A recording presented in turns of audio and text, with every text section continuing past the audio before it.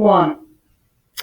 Hey English students, this is a screencast on the Archetypal Heroes mind map. You're going to open up quite a few different tabs right now, so I want you to follow along and pause this video whenever you need to. Okay, the first thing you want to do is come over here to our website and find the section of our unit where we're at. So the section we're at is for chapters 9, 10, 11, and 12. And I want you to go ahead and click on the Archetypal Heroes mind map. And when you've done that, you're going to bring up this document. I would like you to pause this for a moment and go ahead and read this. Basically, what we're doing is we're creating a mind map for the heroes that we're coming across in our text. And mind maps are great because they show lots of links between information.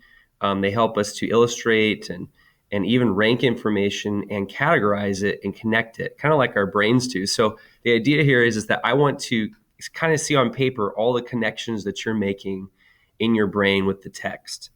And so to do that, we're going to do three things. You're going to illustrate all these different things about each of the five heroes. You're going to actually rank those and actually move these in order of importance. And then finally, you're going to categorize these five heroes by moving them further or closer together on the mind map. So let me show you what the mind map looks like. You're actually going to want to click on this right here, MindMeister, and that is going to have you sign up for MindMeister. And you can get a basic license for free. And so you're going to want to do that. You can pause this video to do that. Once you've done that, you're going to create a new mind map down here. And I'm going to show you right now what mine looks like. We're going to get you caught up. So go ahead and pause this and sign up for MindMeister. Okay, hopefully you've signed up for this. You're going to create a new map, and just go ahead and do that first. And I've already started one here for Jason. So what you're going to do here is you can actually start to do one here for Jason, but and get this one on there. I'm going to give you some of the pieces for Jason here. And the way to do this is it's going to start you off with a basic a bubble to begin with. And so we're going to go ahead and type in Archetypal Heroes. And you'll want to do that in your bubble. Now, you don't have other bubbles on yours. And so I want to show you how to create another bubble. So once you give your cursor there, if you go over here to the plus sign, it'll create for you another bubble. So you'll want to do that. I already have my first bubble created here, but let's just say that I was actually creating my next one here. I'd want to create one for Hercules because we're going to end up reading about him. What you'll do is once you've typed that in, if you click on that one, what will happen is you can actually get another bubble off of that one. Right? If I want to get another bubble off this one, I've got to click back over here. I'm going to put down a little character trait for him, dumb. And I would actually build another character trait off of that. So I'm sorry, I would actually get, this is backwards. I should have done it like this. I should have put primary traits. Is what I should actually put right there. And then what I'd want to do off that one is, of course, get traits for him. Dumb. Let's put kind-hearted, something like that. Okay, those aren't the best traits, but basically the idea here is I'm building bubbles off of these. Okay, so you can kind of start to see that. And if I want bubbles to go off of this one, I have to click back over here. Okay, so I've already done this with Jason over here, and what I've done is I've created primary traits, and I'm actually being asked, if I look over here, I'm actually being asked to put down two primary traits. So what I'm going to do is I'm actually going to create two primary traits, and I actually have one right here for him. I put down ambition, and we have to actually get textual evidence for each one of these subsections. So what I'm going to do is I'm going to find that in the text, and I actually found it here. I don't know if you can actually see this, my little camera on the side here, but I actually have my evidence in the text. So you'll want to do that with these. All these will have evidence in the text. All right, so you're going to have a whole list here. You're going to have primary traits, primary motivation, superpower, situational archetype, tragic flaw, all of these right here. Okay, and I want to help you to understand what those are a little bit. And so what I've also attached here for you is other documents that help you with that. So what I want you to do is to go ahead and open all four of these right now, because all four of these are going to be helpful to you to understand those parts. So go ahead, pause this right now and get all these tabs up. Okay, you should have these tabs up. You should have archetypes, which includes a number of different things on here. You should have tragic flaws.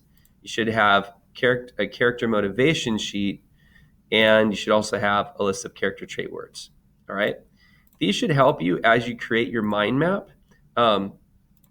So if, for example, I'm looking for situational archetype, this one right here, what does that mean? Well, that comes, if you look over here, it actually comes down here. It's actually one of the headings.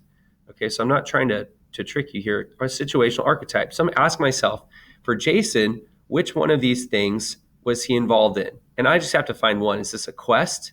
What the hero must accomplish in order to bring fertility back to the wasteland? Okay, not so much the task. He went to go get the golden fleece. Okay, this is definitely something more like a task, the nearly superhuman feat the hero must perform in order to accomplish his quest. And so what I want to do is probably get this one right here, is the task. And I can even well, I won't worry about copying that, but if I come over here, situational archetype, and I put down the task, okay, what I can do now is I can go ahead and add off of this one, I will put my actual quote from the text, and probably something about the golden fleece. Now, this isn't going to be a good quote here because I've got a couple words, but I think you guys get the picture, the idea, and we want to try to get across the idea too that this is a superhuman feat. So a good quote to get would be one that actually shows where the golden fleece is an impossible task, not expected to be performed. He was supposed to die doing this. Okay, so that's a situational archetype.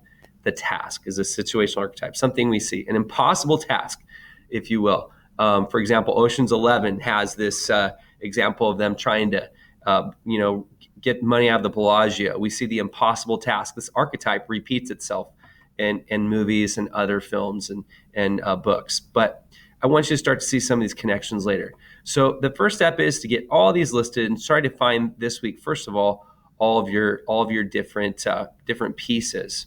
When we're done with that, I want to kind of jump ahead a little bit here. What you're going to do is you're simply going to once you've done all of that and you've found examples of all of those, I'll help you with some of those. You want to rank them. So you go back over here and you'll decide, you know what, with Jason, what was something that was really, really important to his person? You know, the situational archetype is really important for the golden fleece, and we will remember him because of the golden fleece. So I'm actually going to put this at the top. I have to be careful that I don't get in that. There it is. Okay. So I'm going to put this at the very top because the situational archetype of the task, the golden fleece, that's what Jason's known for. Okay. Ambition might go underneath that. So I'm going to rank these based on how important I think they are to his character and what we remember about Jason. Okay. So you have lots of them. So decide which ones are most important. The next thing that you want to do after you're done with all of these is to categorize them. And you're going to decide which heroes are closest to one another. So you're actually going to move Hercules or Jason closer to each other based on how close they are. Now, we're going to have some other heroes, Atalanta, Perseus, we're going to have Theseus, who closely resembles who. And what I want you to do is move them closest to those other characters. You can also do this. You can also create, for example, little connections. So I can create a connection between Hercules and this task right here. So if I want to do that later, I can as well. I just kind of go like that. And what I can do is I can actually create arrows. I went up here and created that arrow to do that. Okay. So those are the three things you're going to do. I hope this makes sense. I'll help you some in class.